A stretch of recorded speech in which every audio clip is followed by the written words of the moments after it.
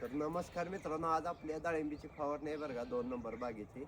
तर आपण त्यासाठी आज फवारणी द्यायला लागलो राजनंदिनीचा. तर ह्याचं प्रमाण आहे 1.5 मिलीनं. आता आम्हाला औषध लागते 300 लिटर, म्हणून आम्ही टाकलंय 450 मिली. तर ही राजनंदिनी फवारणी आम्ही कशासाठी द्यायला लागलोय ती तुम्हाला बागेत गेल्यावर सांगतो. चला आता. तर आता आपण आलोय बरं का बागेत.